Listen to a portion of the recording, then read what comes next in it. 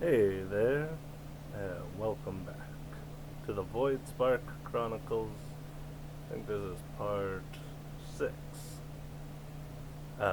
Last time we selected our character, Zuli Niasa, the Orcon Mech Trooper. And last thing we were doing is taking over piloting from this person here. Because we are going to harvest a comet. So let's fly right into it. No, don't fly into the comet. But let's fly into the action. See what happens. Based on the comments from the last video, we were deciding how to fly towards it. We could either fly in close and remain steady, which would be a wisdom roll, or we can approach slowly and cautiously, which is a dexterity roll. And we also have, because dexterity is an option, we gave the option of activating or not activating the tank ability to add 1d6 to all rolls on this page that involve strength, dexterity, or constitution. So the winner is option B, flying in slowly and cautiously after activating the tank ability.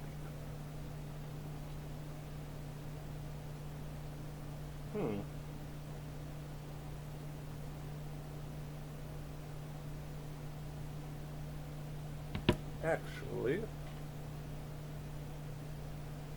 I'm gonna whip out the handy dandy book right here, and I'm gonna check if we have to use it beforehand, or if we can just roll. See if we need that. Because, I mean, if we roll high enough, we might just not need them. What is it? Combat abilities.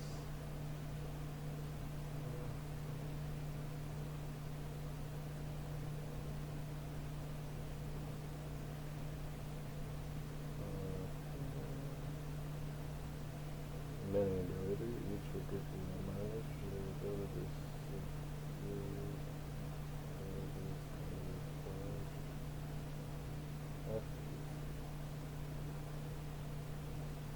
Okay, so yes, it does say that we can use the ability after. Uh, Thank you, rulebook. But the common, still important, because that determines whether or not, even if we roll low, we activate it. So we're gonna roll, and we're gonna try to get the best result. If we roll and end up without the best result, I'm going to activate the tank ability as suggested and see if that improves it. It might not, it might be a moot point. Speaking of moot points, I forgot a key factor in the equation from the last video, which is multiplication and division in the order of operations. They're on equal ground. So once you're multiplying and dividing, it's from left to right. And the same thing applies to adding and subtracting. So it is first division, 2 divided by 2, which is 1. So the equation would be 9 minus 1 plus 8. Now the A comes first, but in the order of operations rules, adding and subtracting are equal. So we just go from left to right. The 9 minus 1 would be 8. 8 plus 8 is 16. That is a moot point, though, because the benefit of it was plus 3, our roll was 8, and our after the bonus was 11. So with or without, our result would have been the same, because it's broken up into 7 or less, and 8 through 15, and then 16 or higher. Usually roughly there. I think some of them might be like 8 to 14, depending on what the roll is. But let's get into it. That was a moot point. Let's see if we need to activate this. A reminder of our dexterity is -1. So if we get less than 16 total, we will activate tank in order to add a d6. Dice shot.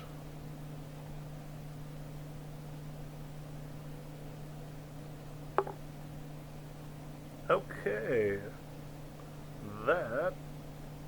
see it right there? That is a 12.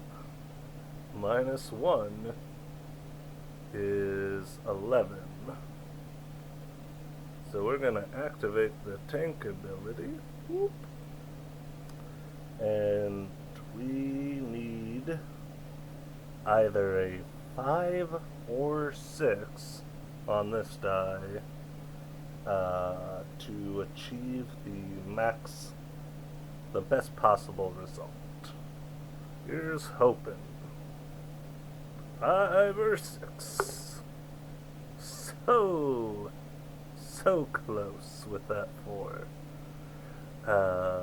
So the dice add up to 16, but our dex is -1, so that's only a 15. So very close.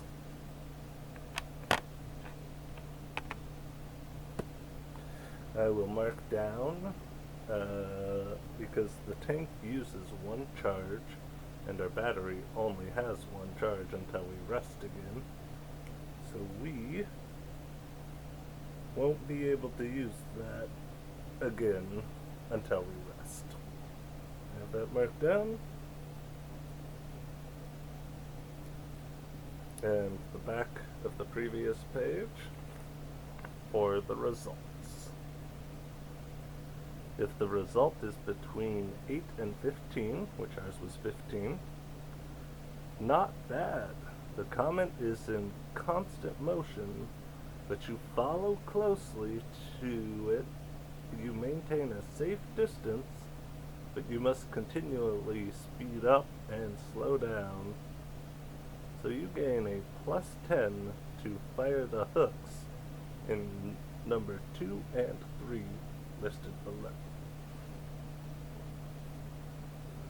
Number 2. Number 2 just says review the rules for ship combat and damage. The starting aim for the Karnak is +10. The starting evasion is +10. The starting shield is 1. I have that written down on another page in my notebook. The starting integrity for each compartment inside the Karnak is 3. For each point of damage the ship takes after subtracting your shields, roll a d6 to determine which compartment gets hit. Each time a compartment gets hit, reduce its integrity by 1. If the integrity of a compartment ever falls to 0, remove any followers and ship upgrades attached to that compartment. They are destroyed. If further damage is dealt to a compartment with an integrity of 0, reduce your hero's health by that much damage instead. Okay, and so Okay, well, that's number two. Number two is just review. So I think they meant applying the plus 10 to firing the hooks, which we're firing two hooks, but that's option, or not option, item 3 and item 4. So item 3 is fire the first hook to catch the comet. Okay. So we're going to fire a hook, which is a percentile plus our aim. Our aim is plus 10 for the ship. And because we got a 15 on the first item, we're adding 10 more. So we get plus 20 to our shooting the hooks. So we got a dice shot.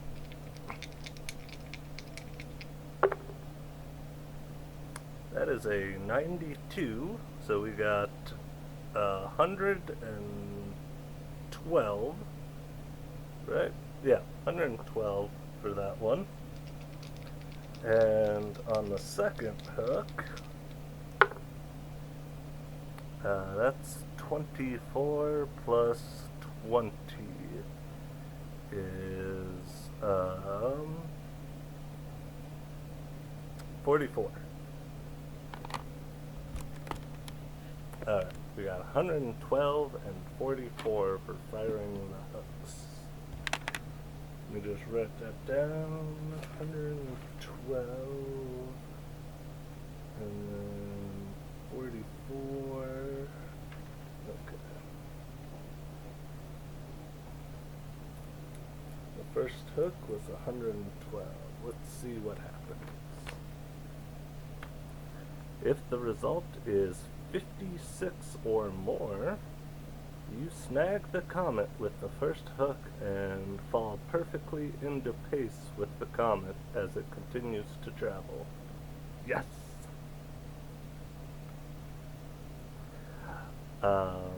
Fire the second hook.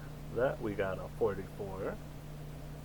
If the result is between 31 and 60, you snag the comet with the second hook, and the ship gets jerked forward as the comet pulls the ship behind it.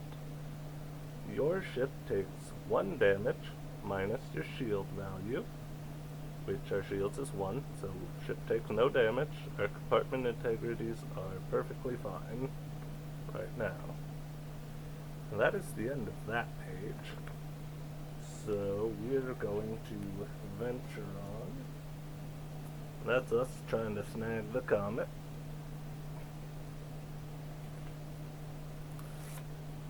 Page tab.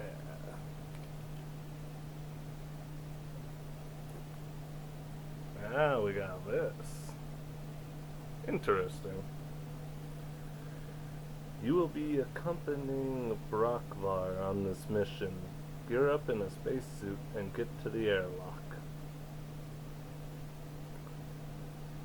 1. Bond with your first mate and shipbot. Roll d20 plus charisma. Okay. This one does have an action item, but it's item number 2. So we're going to do item number 1 right now. Because we haven't yet reached item number 2. Okay, Bond is charisma. Good, good. We've got a -2 to charisma. So dice shot. -2. Oh, not bad. That's a 15 minus 2 is 13. I like it. I like it. We got 13. If the result is between 8 and 14,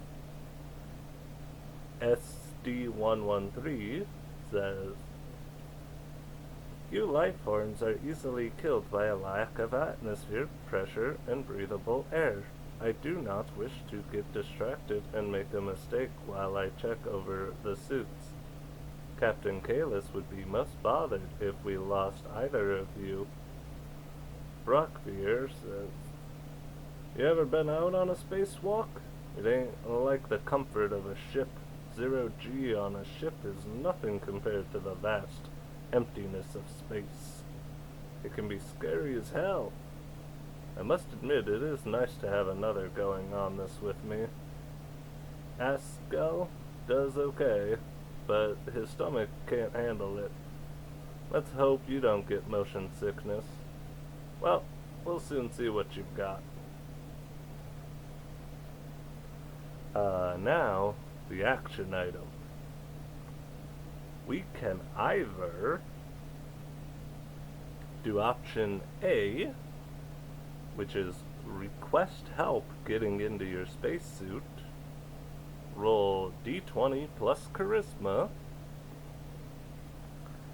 or we can demand help with our spacesuit, roll d20 plus strength plus intimidation. So that means we can either request help and roll d20 minus 2, or we can demand help, which is a strength check, plus intimidation, which is a plus 4. So we can either minus 2 to the d20 or add 4, depending on if we're asking or demanding help. But that decision is left to you. Until next time, farewell.